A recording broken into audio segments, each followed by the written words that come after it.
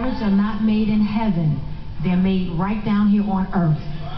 And we have to work our marriages.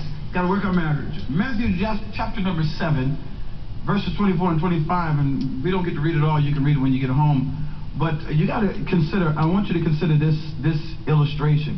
Therefore, whosoever heareth these sayings of mine and doeth them, I will liken him unto a wise man which built his house, and today we're going to call his marriage, upon a rock. Somebody say upon a rock, which is the word of God. And the rain descended, and the floods came, and the winds blew and beat upon that house, or that marriage.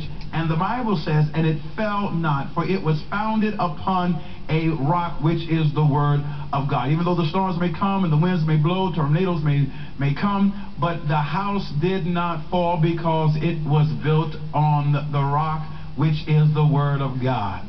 Look at your neighbor, look at your spouse, and say, we gotta have his word. Let me ask you this question.